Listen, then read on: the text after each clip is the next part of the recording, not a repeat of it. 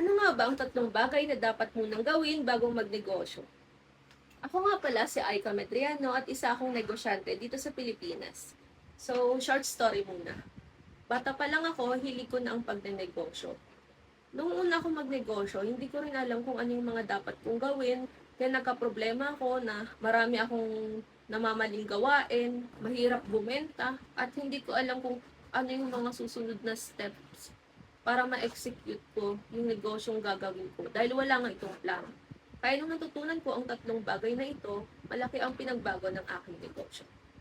Una, magplano ng maayos para sa iyong negosyo.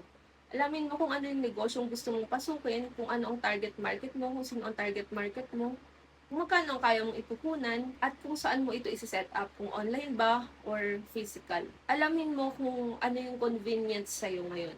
At mahalaga na gumawa ka ng business plan para mas maayos ang pag-strategize ng mga plano mo sa business.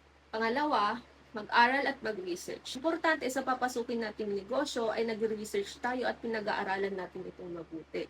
Dapat alamin natin kung ano ang competition nito, kung ano ang trend, para hindi tayo mahuli or para hindi malugi agad ang ating negosyo.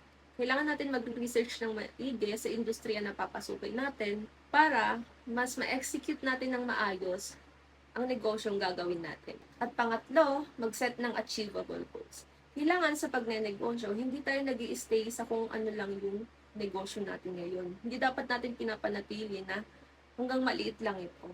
Kailangan meron tayong achievable goals, araw-araw o buwan, para makita natin kung talagang nag-grow yung business natin. For example, kailangan may goal tayo na pagkalipas ng 3 buwan, ay magkakaroon na tayo ng 100 customers per day or mas gaganda na yung marketing natin, mga ganong bagay na alam nating makatulong sa negosyo natin. Dahil importante na meron tayong goal sa negosyo, ang mga tatlong bagay na to ay mahalaga para ma-execute natin ng maayos ang negosyo bago tayo magsimula.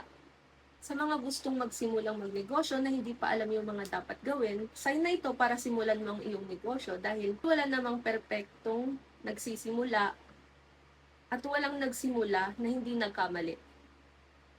Ang importante ay araw-araw tayong natututo at araw-araw bumabangon.